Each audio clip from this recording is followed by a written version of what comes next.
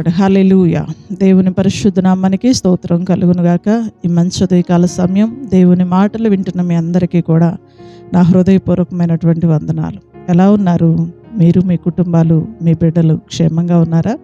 దేవుని మహాకృప మీకు, మీ కుటుంబాలకి తోడయ్యుండును గాక. ఆమేన్. పరిశుద్ధ గ్రంథంలో నుండి ఒక వాక్యాన్ని మనం చదువుకుందాం. చూడండి, 107వ కీర్తన 28వ వచనాన్ని మనం చదువుకుందాం. 107వ కీర్తన 28వ వచనం. శ్రమకు తాళలేక వారు యెహోవాకు మొరపెట్టిరి, ఆయన వారి ఆపదలలో నుండి వారిని విడిపించెను. హల్లెలూయా. తన ప్రజలైనటువంటి ఇశ్రాయేలీలు చాలా శోధించబడుతూ ఉన్నప్పుడు, శ్రమల పాలై ఉన్నప్పుడు, బాధలలో ఉన్నప్పుడు, కష్టంలో ఉన్నప్పుడు వారు ఆ శ్రమల్ని తట్టుకోలేక, చూడండి, శ్రమకి తాళలేక అంటే తట్టుకోలేక వారు యెహోవాకు మొరపెట్టుకున్నారంట. ఎందుకు ఆయనకు మొరపెట్టారు అంటే, శ్రమల్లో నుండి విడిపించగలిగిన శక్తిమంతుడు మనం ఆరాధిస్తున్న మన తండ్రి అయిన దేవుడు. ఆయన మాత్రమే శ్రమలో నుండి విడిపించగలడు. ఆయన మాత్రమే శోధనలో నుండి తప్పించగలడు. తట్టుకోలేని పరిస్థితిలో నుండి ఇంకెవరు మనల్ని విడిపిస్తారు అని ఈ రోజున చాలామంది ప్రజలు విడిపించే వ్యక్తి ఎవరో, ఆ శక్తి కలిగిన దేవుడు ఎవరో తెలియక చాలామంది ఆ శ్రమల్ని తట్టుకోలేక, ఇబ్బందుల్ని తట్టుకోలేక, బాధల్ని తట్టుకోలేక ప్రాణాలు తీసుకునేవారు కూడా ఉన్నారండి. ఆత్మహత్యలు చేసుకునేవారు ఉన్నారు. ఎందుకు ఈ వ్యక్తి ఆత్మహత్య చేసుకున్నాడు అని గనక మనం ఆలోచిస్తే, ఏదో శ్రమ, తట్టుకోలేని బాధ, ఆదరించేవారు ఎవరు లేరు, శ్రమలో నుండి విడిపించే వాళ్ళు ఎవరు లేరు, అందుకే ఇతను చనిపోయాడు అనేటటువంటి మాటలు మనం వింటాం. చాలామంది ఆత్మహత్యలు చేసుకుంటూ ఉంటారు. ఎందుకు ఆత్మహత్య చేసుకున్నారు అంటే, కుటుంబంలో ఏదో సమస్య, ఆ సమస్యలో నుండి విడిపించే వాళ్ళు ఎవరు లేరు, ఎవరికి చెప్పుకోవాలో తెలియదు. అందుకని ఆత్మహత్య చేసుకొని చచ్చిపోతే బాగుండు అని చనిపోయే వాళ్ళని కూడా మనం చాలామందిని చూస్తూ ఉంటాం. చిన్న పిల్లల దగ్గర నుండి వృద్ధుల వరకు చాలామంది శ్రమల్ని తట్టుకోలేక, శోధనల్ని తట్టుకోలేక, ఆ బాధని తట్టుకోలేక చచ్చిపోయే వాళ్ళని, ఆత్మహత్యలు చేసుకునే వాళ్ళని, ఎందుకు జీవితం అనుకునే వాళ్ళని మనం చాలామందిని చూస్తూ ఉంటామండి. ఇశ్రాయేలీల ప్రజలకు కూడా అదే జరిగింది. చాలా కష్టం. వాళ్ళ మూలుగులు వినేవాళ్ళు ఎవరూ లేరండి. వాళ్ళు రోదన ధ్వనులు చేస్తున్నారు, ఆ రోదన వినేవాళ్ళు ఎవరు కూడా లేరండి.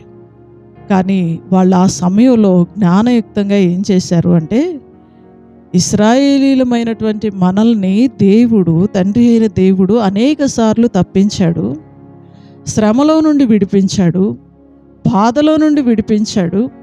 మనం మూలుగుచున్నప్పుడు మన మూలుగులైన విన్నాడు. ఆ శ్రమకి మనం తట్టుకోలేని పరిస్థితిలో ఆయన మనల్ని చూశాడు అని జ్ఞాపకం చేసుకొని, మరలా శ్రమ కలిగినప్పుడు దానికి తట్టుకోలేక వారు యెహోవాకి మొరపెట్టారట. దేవుని స్తోత్రం చెల్లిద్దామండి. హల్లెలూయా. మొరపెట్టగానే దేవుడు ఏం చేశాడంటే, ఆయన వారి ఆపదలన్నిటిలో నుండి వారిని విడిపించాడు. హల్లెలూయా. నేను ఆరాధిస్తున్నటువంటి నా తండ్రి అయిన దేవుడు ఎంత మంచి దేవుడు అంటే, ఎంత ఘోర పాపి అయినా సరే, ప్రభువా నా పాపాలు క్షమించండి, మా అవిధేయతలు క్షమించండి, మా తప్పులు మన్నించండి అని ఆయన పాదాల దగ్గరికి రాగలిగితే, ఆయనకు మొరపెట్టుకోగలిగితే వారి మొరను దేవుడు వింటాడండి. వారి బాధను దేవుడు చూస్తాడు. వారి శ్రమలో నుండి వారికి విడుదల దేవుడు ఇస్తాడు. చూడండి, వారు యెహోవాకి మొరపెట్టుకున్నారు. ఆయన ఏం చేస్తాడంటే, వారి ఆపదలన్నిటిలో నుండి వారికి విడుదల ఇచ్చాడు. నేను ఆరాధిస్తున్న నా తండ్రి అయిన దేవుడు శ్రమ పడుతూ ఉన్నవాళ్ళు మొరపెడితే చూస్తూ ఊరుకునే దేవుడు కాదండి. తన బిడ్డలు కష్టంలో ఉంటే చూస్తూ ఊరుకునే దేవుడు కాదండి. చెరసాల్లో ఉన్న వారి మూలుగులను వినే దేవుడు నేను ఆరాధిస్తున్న నా తండ్రి అయిన దేవుడు. ఆయనకు మొరపెట్టగలిగితే ఆయన ఖచ్చితంగా చెరసాల నుండి కూడా దేవుడు వారికి విడుదలను ఇస్తాడు. శ్రమలో నుండి కూడా విడుదలను ఇస్తాడు. ఈరోజు చాలామంది ప్రజలు చెరసాల లాంటి బాధల్లో కృంగిపోతూ ఉన్నా, శ్రమలో కూరుకుపోయి ఉన్నా, విడిపించే దేవుణ్ణి గురించి వింటున్నా ఆయనకు మొరపెట్టుకుందాం, విడుదల పొందుదాం అని ఆశ కలిగి ఉండరండి. చాలామంది చచ్చిపోవడానికైనా ఇష్టపడతారు కానీ దేవునికి మొరపెట్టుకోవడానికి ఇష్టపడరు. అదేంటో, ఉచితంగా వస్తుంది కదండి. దేవుని యొక్క సహాయం ఉచితంగా అందుతుంది. మనమేమి ఆయనకేమి మనకున్నదంతా ఇవ్వాల్సిన అవసరం లేదు. మనకున్నదంతా దేవునికి మనం చెల్లించాల్సిన అవసరం లేదు. ఉచితంగా దేవుడు అనుగ్రహించే కృపండి. నాకు మొరపెట్టుము, నేను నీకు ఉత్తరం ఇస్తాను అంటాడు ప్రభు. ఆయనకు మొరపెడితే చాలండి, ఆయన మనకు సహాయం చేస్తాడు.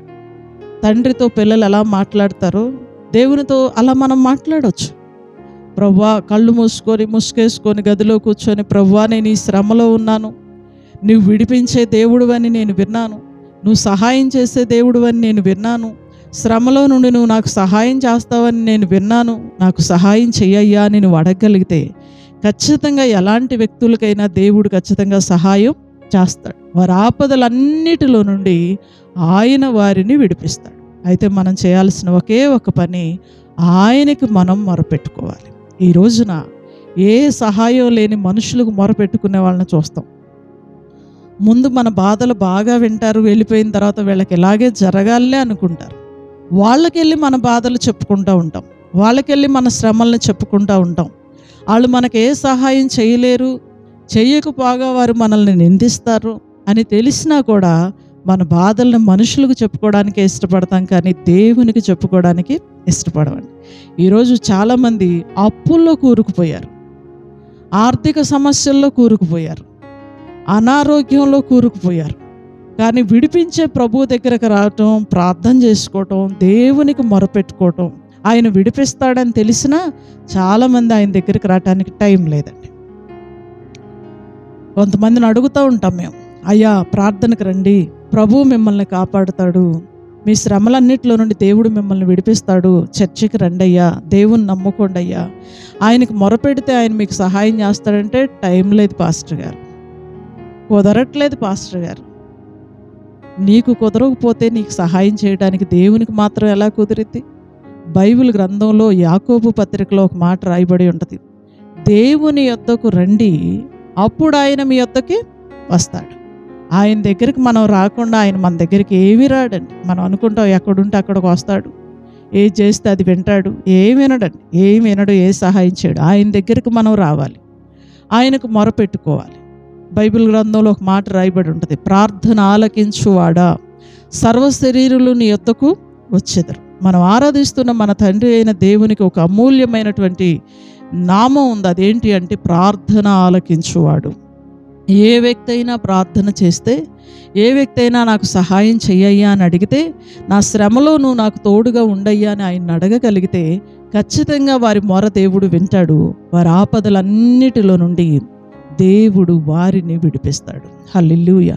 ఈ ఉదయకాల సమయం దేవుని మాటలు వింటున్న ప్రియ సహోదరుడా, ప్రియ సహోదరి, నువ్వు ఏ శ్రమలో ఉన్నా సరే, తండ్రి నాకు సహాయం చెయ్యయ్యా, ఈరోజే అమూల్యమైన నీ మాటలు విన్నాను, నాకు సహాయం చెయ్యి అని అడిగితే నువ్వు సహాయం చేసే దేవుడివి.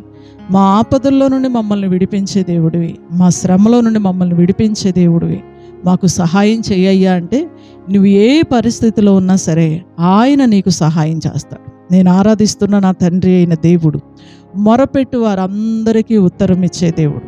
నువ్వు నీ పాపాలను విడిచిపెట్టి దేవుని పాదాలు పట్టుకోగలిగితే, ఆయనకు మొరపెట్టగలిగితే ఖచ్చితంగా నీ మొర ఆయన వింటాడు.